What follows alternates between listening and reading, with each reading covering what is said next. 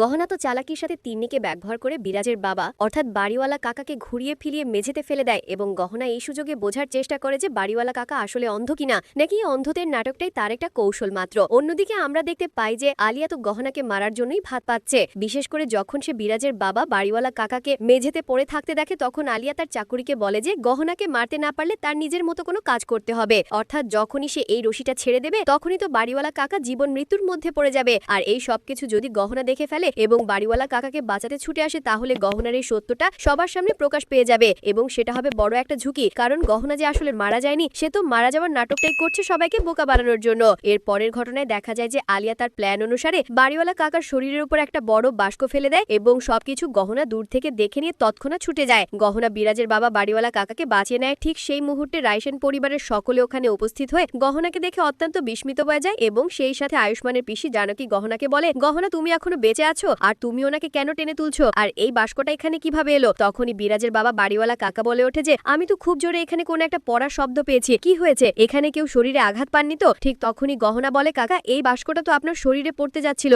এজন্যই তো আমি আপনাকে বাঁচানোর জন্য আপনাকে ধাক্কা দিয়ে বাস্কের কাছ থেকে সরিয়ে দিয়েছি। তখনই আয়ুষ্মানের পিসি জানকী বলে, তুমি এসব বাদ দাও, তুমি আমার কথার জবাব দাও, তুমিও এখনো বেঁচে আছো আর তুমি এখানে কি করে এলে? তখনই গহনা কিছু বলতে যাবে, ঠিক সেই মুহূর্তে রাঘব বলে ওঠে, গহনা তুমি এখনো বেঁচে আছো, তুমি মারা যাওয়ার নাটক কেন করছিলে, জবাব দাও। তখনই কমলা মা বলে, গহনা আমি তো ভেবে নিয়েছিলাম তুমি মারা গিয়েছো। তখনই বিরাজের বাবা বাড়িওয়ালা কাকা বলে, এক মিনিট, আপনারা সবাই যদি একসাথে এতগুলো প্রশ্ন করেন তাহলেও কিভাবে উত্তর দেবে? মা গহনা তুমি সবকিছু খুলে বলো, কি হয়েছিল? ঠিক তখনই গহনা বলে, কাকা আপনার জন্যই আমাকে মারা যাওয়ার নাটক করতে হয়েছে। এরপর তো গহনা আয়ুষ্মানের পিসি জানকীকে বলে, পিসিমা আমাকে মেরে ফেলার চেষ্টা করা হয়েছে আর আমি তো মারাই যাচ্ছিলাম, ডাক্তারবাবু ভোলা হাতের কাছে প্রার্থনা করে আমাকে বাঁচিয়েছে আর আমি মারা যাওয়ার নাটক করেছি শুধু জানার জন্য যে আমাকে কে মেরে ফেলার চেষ্টা করেছিল। আর আমি এতদিনে জানতে পেরে গিয়েছি যে আমাকে মেরে ফেলার চেষ্টা করেছে কে, উনি অন্য কোনো মানুষ নন, উনি তোমাদের বাড়িওয়ালা কাকাই। আর আমি যেমন মারা যাওয়ার নাটক করেছি ঠিক তেমন এই বাড়িওয়ালা কাকা অন্ধদের নাটক করেছে। এই বাড়িওয়ালা কাকা তো কালো চশমা পরে আমাদের সকলকে বোকা বানাচ্ছে। গহনার এই কথা শুনে রাইসেন পরিবারের সকলে অত্যন্ত বিস্মিত হয়ে গেলেও আয়ুষ্মানের পিসি জানকী একদম রেগে গিয়ে গহনাকে থাপ্পড় মারে।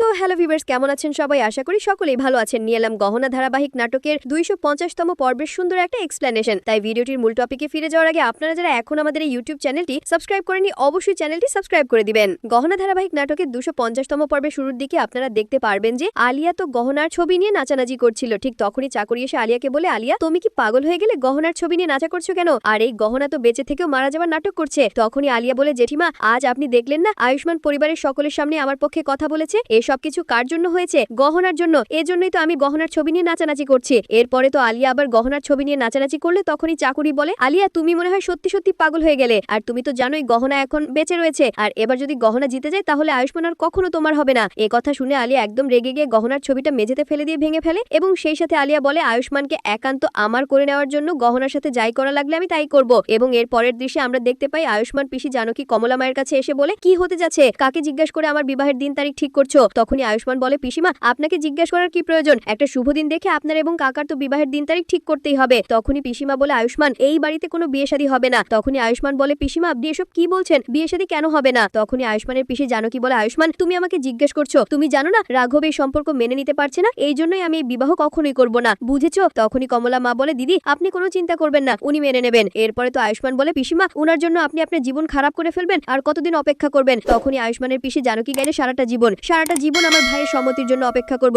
রক্ত সম্পর্ক রাঘব আর আমার, ও শুধু আমার ভাই না, বাবা মা মারা যাওয়ার পর থেকে আমি ওকে আমার ছেলের মতো মানুষ করেছি। আর বিক্রম আমাকে ছেড়ে যেতে পারে, রাঘব কখনোই আমাকে ছেড়ে যাবে না। আর তাছাড়া রাঘব সারাটা জীবন আমার কথা শুনেছে, আমার কথার অবাধ্য হয়নি, সারাটা জীবন আমার সুখে দুঃখে পাশে ছিল। আর আজ ও যখন দুঃখী হয়ে পড়েছে আর আজ আমি বিবাহ করব আয়ুষ্মান, আমি এমনটা কখনোই করতে পারবো না। আর রাঘব যে সারাটা জীবন আমাদের জন্য সবকিছু করেছে আর আজ আমি কি করলাম, রাঘবকে থাপ্পড় দিলাম, রাঘবের কি দোষ ছিল আয়ুষ্মান? সব দোষ আমার পিসিমার ছিল। আমি যদি আগেই রাঘবকে বলে দিতাম আমার বিবাহ হয়ে গিয়েছে তাহলে এই দিনটা আজ দেখতে হতো না। আর রাঘব আমার প্রতি রেগে রয়েছে, একদম ঠিকই করেছে। আর আয়ুষ্মান আমি এই দুনিয়া ছেড়ে দেবো আর আমার ভাইয়ের মনে কোনো কষ্ট দিব না। এসব কথা রাঘব পিছন থেকে শুনে তো জানকীর কাছে এসে বলে, দিদি আপনি আমাকে এতটা ভালোবাসেন? এরপর তো রাঘব জানকীকে জড়িয়ে ধরে এবং সেই সাথে বলে, দিদি আপনার প্রতি আমার কোনো রাগ অভিমান নেই, দিদি আপনার খুশি তো আমার খুশি, আমি খুব শীঘ্রই ভাই সাহেবের সাথে আপনার বিবাহ দিব। এ কথা শুনে ওখানে থাকা সকলেই তো খুশি হয়ে যায়।